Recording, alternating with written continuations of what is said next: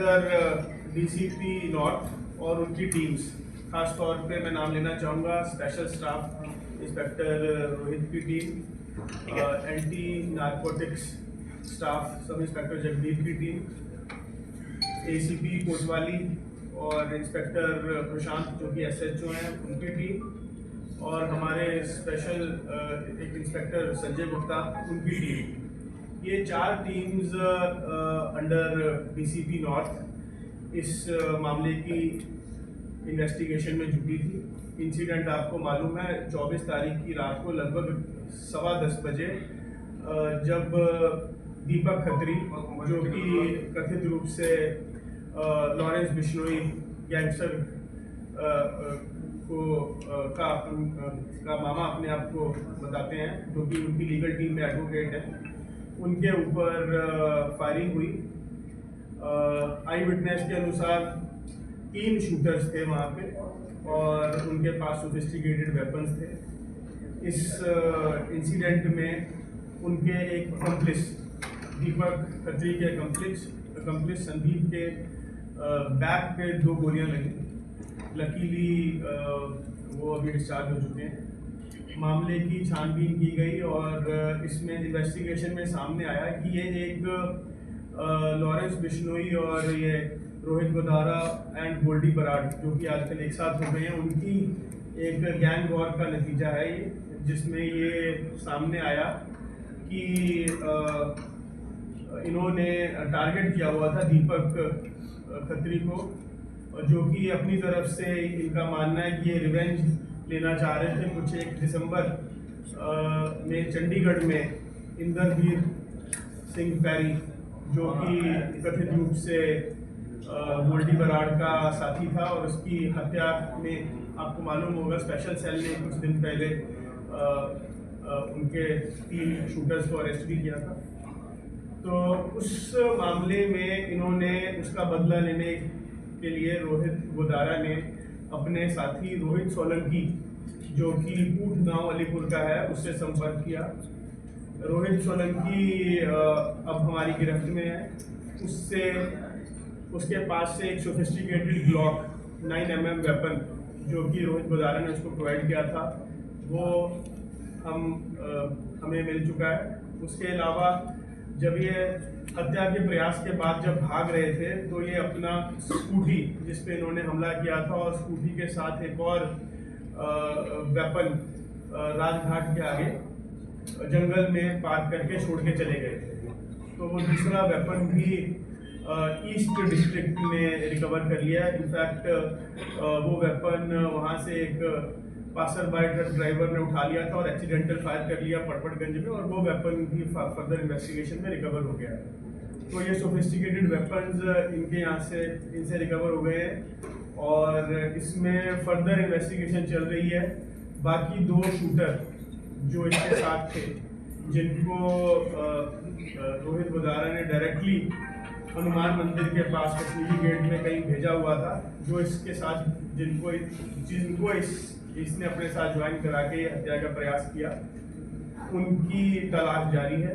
हमारी multiple teams उनको पकड़ रही है। इसके अलावा और भी अभियुक्त हैं, कुछ सिम कार्ड प्रोवाइडर, कुछ व्हीकल और वेपन ड्रॉप जिन्होंने वहाँ पे किया वो भी हमारे सस्पेक्ट हैं, जिनके ऊपर हमारी दबिश बनी हुई है। हमारी टीम्स इस समय रेड कर रही हैं। मैं बताना चाहूँगा कि दिल्ली पुलिस किसी भी प्रकार की एक्सटॉर्शन या गैंग रिलेटेड एक्टिविटी के ऊपर सख्त से सख्त कार्रवाई करती है।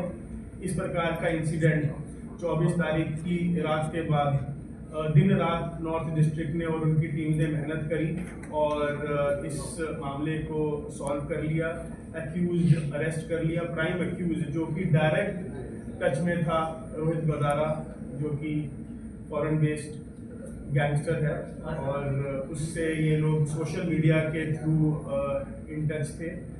मोबाइल फोन्स रिकवर कर लिए गए हैं। टेक्निकल सर्वेलेंस के माध्यम से इनकी लोकेशंस वगैरह पे छापे मारे जा रहे हैं। मैं बताना चाहूँगा 24 तारीख को हत्या करने के बाद ये रोहित सोलंकी दिल्ली छोड़ के थाईलैंड बैंकॉक की फ़्लाइट लेके जा चुका था। पहले जयपुर चला गया, फिर जयपुर से आगे थाईलैंड बैंकॉक। लेकिन as luck would have it, वहाँ पे इमिग्रेशन से उसको वापस भेज दिया गया और इनफैक्ट वही हमें उसका फ़ायदा हुआ, और क्योंकि वो दिल्ली में ही इस समय था तो उसको कल रात में वहाँ से गिरफ्तार कर लिया गया है और आगे की कार्रवाई जारी है। दिल्ली से बाहर पहले भी जाता रहा है और इस समय ये इसके पास अपने ही पासपोर्ट में गया था ये, और इस बार ये बैंकॉक थाईलैंड में वीज़ा ऑन अराइवल है, वहाँ पे इसने फ्लाइट ली और वहाँ चला गया था।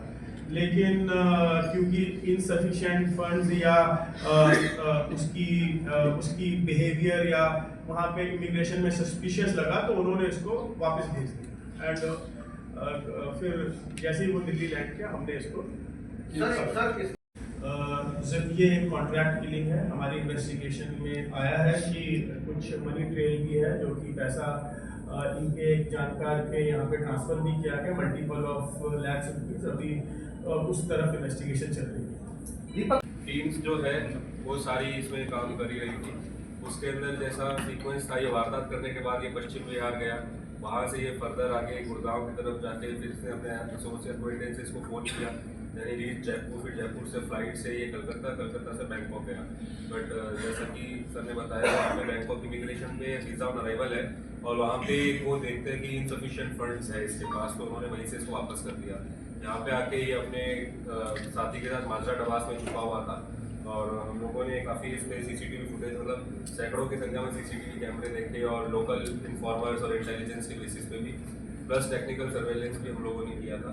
उसी के बेसिस के ऊपर हमको इसकी कल पिन पॉइंटेड लोकेशन मिली थी जिस पे रेड करके इसको वहाँ से गिरफ्तार किया गया। पिछली इन्वॉल्वमेंट्स का आपने सवाल पूछा था, पहले इसके ऊपर एक आर्म्स एक्ट का केस है, ये 307 का भी केस है जिसके अंदर कई लोग इसके गाँव का झगड़ा था वो, और उसके अलावा एक गैम्बलिंग एक्ट का केस है, लेकिन वो अभी हम उसको देख रहे हैं कि क्या है उसमें। तो ये इसकी प्रीवियस इन्वॉल्वमेंट, प्रीवियस हिस्ट्री रही हुई है और इंटरोगेशन में भी सामने है कि क्रिस्टल इसको गुजारा नहीं भिजवाए थे, क्रिस्टल्स थे। अब उस सोर्स के ऊपर हम लोग, जैसा कि सर ने बताया, उस पर भी फर्दर इन्वेस्टिगेशन चल रही है। आज अभी जितनी जानकारी दी है, कौन एसोसिएट्स थे, क्या थे, वो तो अभी ड्यू कोर्स में ही बता पाए।